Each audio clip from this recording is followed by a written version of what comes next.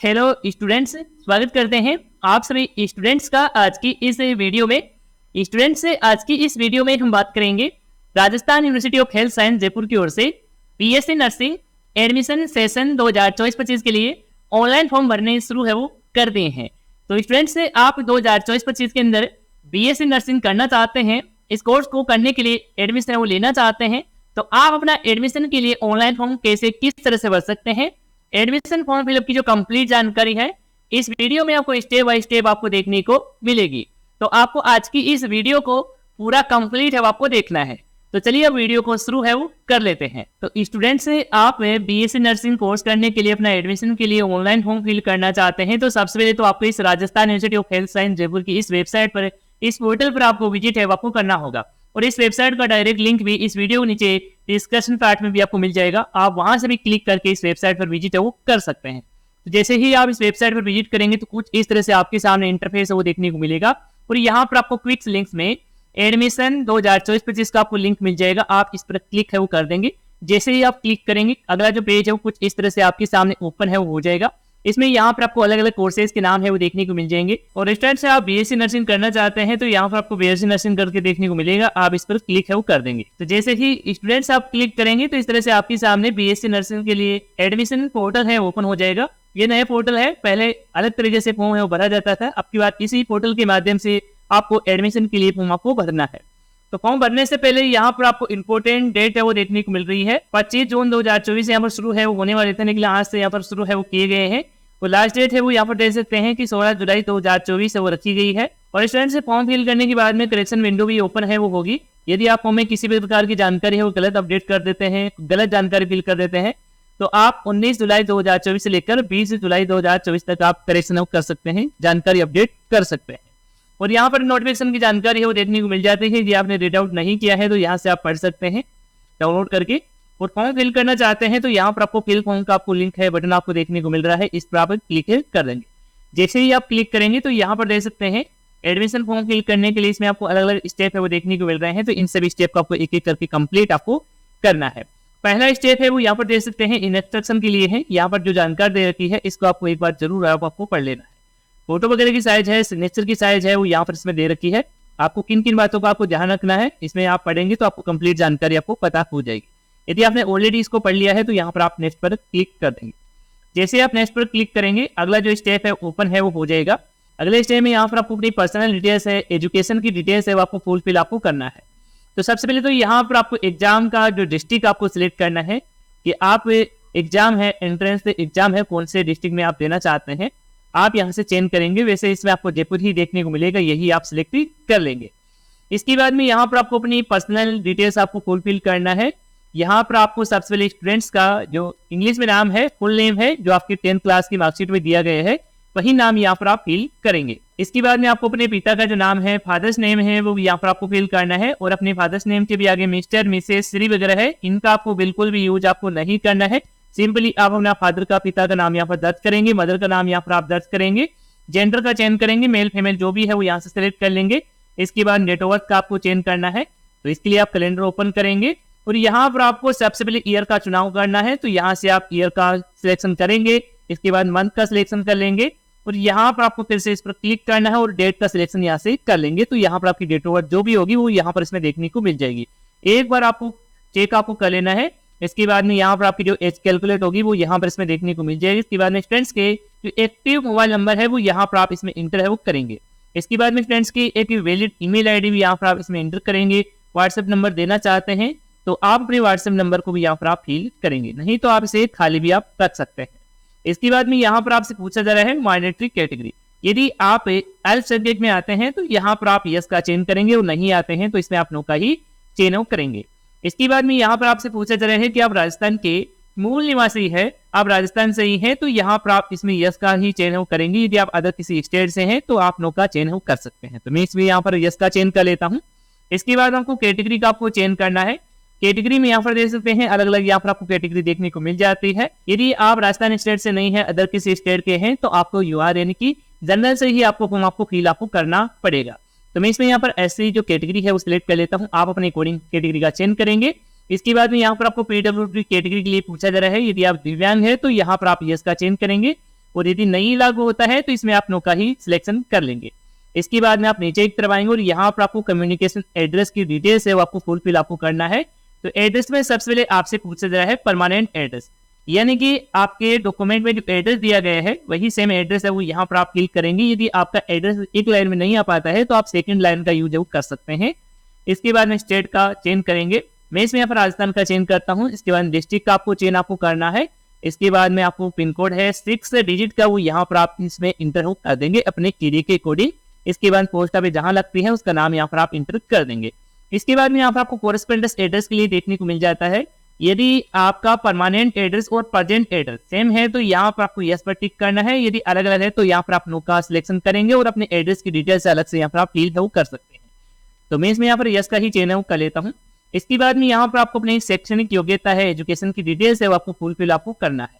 तो यहाँ पर आपसे सीनियर सेकेंडरी की डिटेल्स है वो मांगी जा रही है। तो सबसे पहले तो यहाँ पर आप रिजल्ट स्टेटस का चेंज करेंगे कि आपका रिजल्ट है वो पास है या फिर अपेयरिंग है। यदि आपका रिजल्ट नहीं आया है या फिर सप्लीमेंट्री आया है तो यहाँ पर आप सेकंड वाला ऑप्शन सेलेक्ट कर सकते हैं। यदि आप पास हो चुके हैं तो यहाँ पर आप पास चेंज करेंगे। यहाँ पर आपको अपने सब्जेक्ट के अकॉर्डिंग डिटेल्स है वो आपको फुलफिल आपको करना है। जैसे कि सबसे पहले फिजिक्स में आपके जो एग्रेड मार्क्स है आपने कितने मार्क्स प्राप्त किए हैं वो यहाँ पर इसमें इंटर करेंगे। इसी तरह से केमिस्ट्री के, बायोलॉजी के और इंग्लिश के यहाँ पर आप फिल कर देंगे 100 में से हमें कितने मार्क्स आपने प्राप्त किए हैं। इसके बाद में आपकी जो भी टोटल परसेंटेज होगी वो यहाँ पर आपको इसमें देखने को मिल जाएगी। और यदि यहाँ पर आप अपेयरिंग वाला ऑप्शन सिलेक्ट करते हैं तो यहाँ पर आपको ये डिटेल्स आपको फुलफिल आपको नहीं करनी पड़ेगी, केवल यहाँ पर अपने 10th क्लास की जानकारी ही आप ये फिल है वो करेंगे। तो मैंने यहाँ पर सब्जेक्ट बाई मार्क्स की डिटेल्स है वो फिल कर दी है, तो यहाँ पर परसेंटेज है वो आ चुकी है। इसके बाद में आपको अपने सेकेंडरी की डिटेल्स आपको फिल करना है। इसमें आप सबसे पहले तो बोर्ड का आप चेंज करेंगे। जिस भी बोर्ड से आपने अपने 10th क्लास पासिंग की है उस बोर्ड का नाम है वो यहाँ पर आप सिलेक्ट कर लेंगे अपने अकॉर्डिंग, जैसे कि मैं इसमें सिलेक्ट कर लेता हूँ। इसके बाद में आपको रोल नंबर में कुछ भी आपको नहीं फिल करना है, केवल यहाँ पर आप ईयर का सिलेक्शन करेंगे जिस ईयर में आपने 10th क्लास पासिंग किया है। इसके बाद में यहाँ पर आपका रिजल्ट टाइप आप सिलेक्ट करेंगे। यदि आपका सीजीपीए आया है तो यहाँ पर आप यस का चेंज करेंगे, नहीं तो आप इसमें नो का ही चेंज रखेंगे। यदि मार्क्स वाई है तो आप नो का ही चेंज करेंगे। और यहाँ पर आपके जो प्राप्तांक है यानी कि टोटल मार्क्स है वो यहाँ पर इसमें एंटर करेंगे और आपने कितने मार्क्स प्राप्त किए हैं वो यहाँ पर आप इसमें एंटर कर देंगे। इसके बाद में आपकी जो भी परसेंटेज होगी वो यहाँ पर इसमें देखने को मिल जाएगी। इसके बाद में आपने कितने अटेम्प्ट में ये पास किया है, 10th क्लास पासिंग किया है, फर्स्ट अटेम्प्ट में आपने पास कर लिया है तो यहाँ पर आप नंबर 1 ही रखेंगे। इसके बाद सेम इसी तरह से अपनी सीनियर सेकेंडरी की डिटेल्स भी आप फुलफिल आप करेंगे। तो इसमें भी आप सबसे पहले तो बोर्ड का ही चेंज है वो कर लेंगे। बोर्ड का चेंज करने के बाद में आपको अपने सीनियर सेकेंडरी के जो एग्जामिनेशन के रोल नंबर है वो यहाँ पर फिल करेंगे। पासिंग ईयर का आपको चेंज आपको करना है। इसके बाद में यहाँ पर आपको रिजल्ट टाइप सिलेक्ट करना है कि यदि आपका रिजल्ट सीजीपी के द्वारा रिलीज किया गया है, और यहाँ पर आप अपना सीजीपी के अकॉर्डिंग रिजल्ट की जानकारी है वो दे सकते हैं। यदि आपका मार्क्स वाइज रिजल्ट आया है तो यहाँ पर आप नो का ही चेंज करेंगे और यहाँ पर आपके जो टोटल मार्क्स होंगे वो यहाँ पर इसमें एंटर करेंगे। आपने कितने मार्क्स प्राप्त किए हैं वो यहाँ पर एंटर करेंगे। इसके बाद में आपकी जो भी परसेंटेज होगी वो यहाँ पर इसमें देखने को मिल जाएगी। इसके बाद में यहाँ पर पूछा जाएगा कि आपने कितने अटेम्प्ट में या सीनियर सेकेंडरी का जो एग्जाम है वो पासिंग किया है, तो यहाँ पर नंबर है वो सेट करेंगे। एक वे यहाँ पर पास कर लिया है तो यहाँ पर एक ही रहने देंगे। इसके बाद में इस फॉर्म में जो भी जानकारी आपने डाली है वो एक बार चेक आप जरूर है वो कर लेंगे। इसके बाद में आप नेक्स्ट वाले बटन पर क्लिक है वो करेंगे। तो जैसे ही आप नेक्स्ट वाले बटन पर क्लिक करेंगे अगला जो स्टेप होगा कुछ इस तरह से आपके सामने ओपन है वो हो जाएगा। इस स्टेप में आपको अपना फोटो और सिग्नेचर है वो आपको अपलोड आपको करना है। तो फोटो सिग्नेचर अपलोड करने के लिए यहाँ पर आपको इसमें सबसे पहले तो इनएक्सेप्शन वो इसमें दिखाई दे रहा है तो इसको आपको जरूर आपको पढ़ लेना है। इसमें बताया जा रहा है कि जो भी आप पासपोर्ट साइज में फोटो अपलोड करेंगे उसका जो डिमेंशन है वो यहाँ पर दे सकते हैं 3.5 सेमी से लेकर 4.5 सेमी तक आपको रखना है। और यहाँ पर दे सकते हैं डीपी आपको 300 आपको रखना है। सेम इसी तरह से सिग्नेचर के लिए दिखाई दे रहा है, यहाँ पर दे सकते हैं 3.5 से लेकर 1.5 सेमी यहाँ पर आपको डिमेंशन आपको रखना है और डीपी आपको 300 रखना है। ये आपको कैसे कन्वर्ट करना है इसकी मैंने ऑलरेडी पहले एक वीडियो बना रखी है, उस वीडियो का भी लिंक इस वीडियो के नीचे डिस्कशन पार्ट में भी आपको मिल जाएगा, चाहे तो आप उस वीडियो को देख सकते हैं। और स्टूडेंट्स अपनी पासपोर्ट साइज में फोटो की साइज के साथ साथ यहाँ पर इन बातों को भी आपको ध्यान आपको रखना है।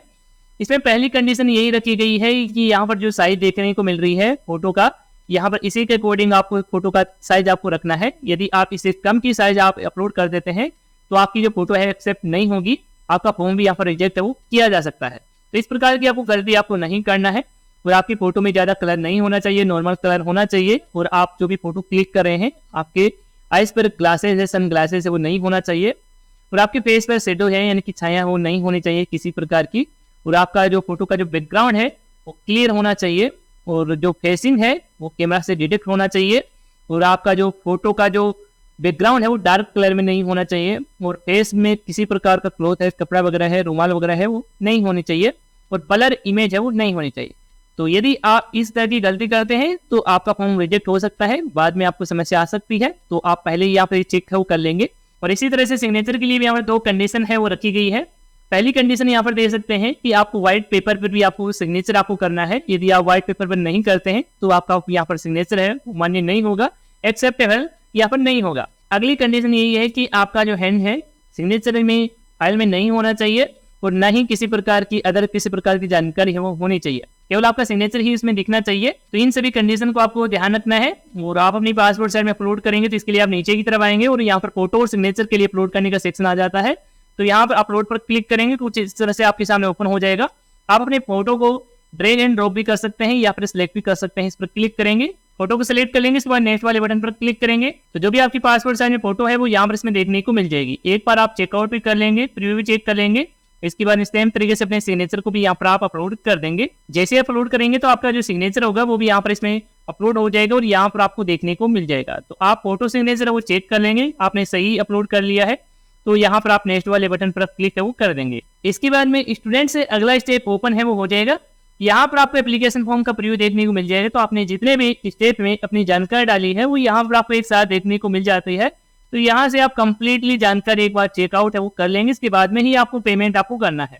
तो पेमेंट करने के लिए आप पहले नीचे की तरफ आएंगे और यहाँ पर आपके एप्लीकेशन फॉर्म की जो फीस है वो देखने को मिल जाएगी। 900 रुपये है आपकी एप्लीकेशन फीस, आपको इस फीस को पे करना है। इसके बाद में ही ये एप्लीकेशन फॉर्म है वो फाइनली सबमिट है वो हो पाएगा। तो इसके लिए यहाँ पर आप पे नाउ बटन पर क्लिक है वो करेंगे। तो जैसे ही आप पे नाउ बटन पर क्लिक करेंगे इस तरह से आपके सामने पेमेंट गेटवे है ओपन हो जाएगा। इस पेमेंट गेटवे में यहाँ पर आप लोग देख सकते हैं कि आप जो पेमेंट है वो आप अपने credit card, debit card, UPI, फिर नेट बैंकिंग और भी इसमें यहाँ पर आपको ऑप्शन देखने को मिल जाते हैं। तो इनमें से आपके पास जो भी उपलब्ध है जिससे भी आप पेमेंट करना चाहें उसी ऑप्शन को सिलेक्ट करके आप पेमेंट कर सकते हैं। जैसे कि आप क्रेडिट कार्ड या फिर डेबिट कार्ड से पेमेंट करना चाहते हैं तो ये वाला ऑप्शन सिलेक्ट करेंगे और अपनी डेबिट कार्ड की डिटेल्स है वो यहाँ पर आप फिल करके आप प्रोसीड पर क्लिक करके पेमेंट वो कर देंगे। जैसे ही आपका पेमेंट है वो सक्सेसफुली हो जाएगा तो आपके सामने एप्लीकेशन फॉर्म का फाइनल जो प्रिंट आउट है वो डाउनलोड करने का ऑप्शन आ जाएगा। तो आप एप्लीकेशन फॉर्म को डाउनलोड कर लेंगे और अपने पास ही आपको सुरक्षित आपको रखना है। यदि आप एप्लीकेशन फॉर्म का फाइनल प्रिंट आउट नहीं ले पाते हैं तो आपको बैक आ जाना है इसी पेज पर और यहाँ पर आपको प्रिंट फॉर्म का ऑप्शन देखने को मिल रहा है, इस पर क्लिक करेंगे। इसके बाद आपको जो भी फॉर्म नंबर मिला है वो यहाँ पर इंटर करेंगे। इसके बाद डीओबी यहाँ पर आप सिलेक्ट करके यहाँ पर आप सर्च पर क्लिक करके आप अपना फॉर्म का प्रिंट आउट वो ले सकते हैं। लेकिन यदि आपके पास फॉर्म नंबर ही नहीं है तो यहाँ पर आपको फॉर्म नंबर फाइंड करने के लिए ऑप्शन मिल जाता है। यहाँ पर आप इस पर क्लिक करेंगे। इसके बाद में यहाँ पर आप अपने मोबाइल नंबर या फिर डेट ऑफ बर्थ से भी आप निकाल सकते हैं या फिर एप्लीकेंट की डिटेल्स से भी यहाँ पर आप निकाल सकते हैं। इनमें से आपके पास जो भी डिटेल्स है वो यहाँ पर सिलेक्ट करेंगे। इसके बाद में यहाँ पर mobile number, date of birth select करेंगे और सर्च पर क्लिक करेंगे या फिर आप अपनी एप्लीकेंट की डिटेल्स है वो डालेंगे, मदर्स नेम फिल करेंगे, कैप्चा डालकर आप सर्च पर क्लिक करेंगे तो आपके सामने आपकी जो डिटेल्स है फॉर्म नंबर है वो देखने को मिल जाएगा। तो इस तरह से आप फॉर्म नंबर है वो आप प्राप्त कर सकते हैं और अपना एप्लीकेशन फॉर्म का फाइनल प्रिंट आउट ले सकते हैं। तो इस तरह से स्टूडेंट्स आप Rajasthan institute of health science Jaipur से आप बीएससी नर्सिंग के लिए अपना एप्लीकेशन फॉर्म फिल कर सकते हैं। और यदि आपको इस एप्लीकेशन फॉर्म फिल करने में और भी किसी प्रकार की समस्या है वो देखने को मिलती है, किसी प्रकार का एरर वो देखने को मिलता है तो आप हमें कमेंट करके बता सकते हैं। धन्यवाद दोस्तों।